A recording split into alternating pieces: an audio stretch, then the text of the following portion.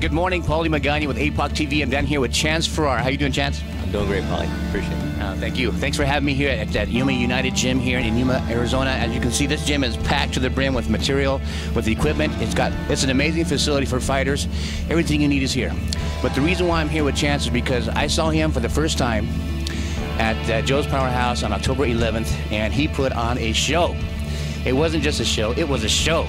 He went down there and handled this guy, and it wasn't like an extreme type of battling. It was more of a submission type of deal, but you can really see his experience. And so once I kind of started getting more involved and figuring out who this guy is, I had to come see him. So I'm going to ask a couple questions of Chance and see what he's all about. So what you been doing, man, and where did you come from, and tell me about your past.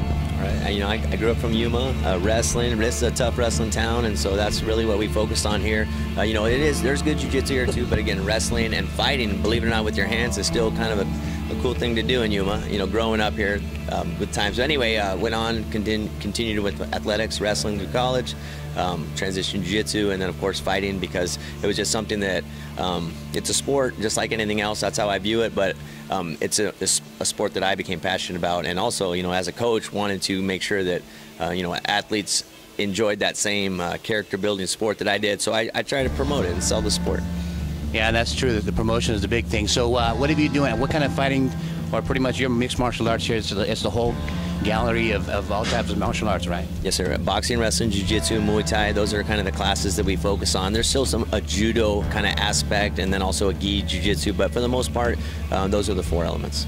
Okay, and so you have some fighters pretty much on the table right now competing, is that true? It is true, and that's actually one of the things I love talking about, because I love my town. You know, I'm from Yuma, like I've already said, but so November 15th, Mexico City card, UFC 180, biggest card of the year, no less. Right, Mexico City. So heavyweight champion of the world, Cain Velasquez, is from Yuma. You know, he's a state champion wrestler from Yuma. I had the pleasure of coming back from college and wrestling with Cain, you know, back in the day, and I always knew that he was a champion back then.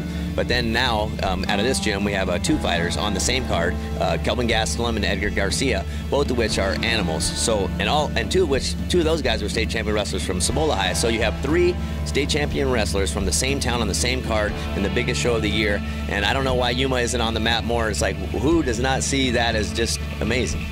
Probably because it's not LA or San Diego. Yuma's a small little town just like the Imperial Valley, but I tell you what, he is the real McCoy. Chance Farrar himself has a fantastic past. If you can tell me a little bit about your past and what you've done, and the reason why, I bet you the reason why a lot of these fighters from the small town are doing so well is because they come from fantastic teachers like this who have a lot of experience. So Chance, what have you done in your past?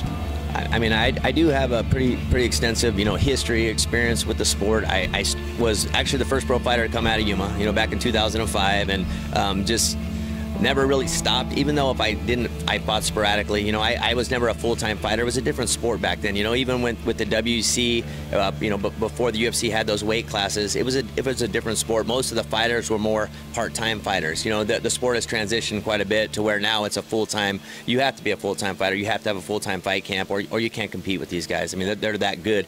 And so we've made sure that mindset holds strong here. And as far as, but again, that's something I learned over time. So again, having a coach that's been experienced, who's been knocked out a time or two like I have, you know, you learn from it, but you also you don't hide from it. You take and embrace those experiences, and then make sure your fighters get the benefits of it, not you know, shying away, say I've never been knocked out, or whatever the case may be. But I talk about being knocked out and how it affected me as a fighter and how to prevent it from happening to them. And that's what nobody wants, to get knocked out.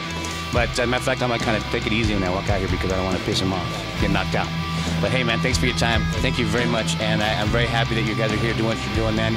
Yuma is like the Imperial Valley kind of a sport, because they're so close. And everything we can do to help you, man, just let us know. Awesome. Thank you. Thank you. Thank you.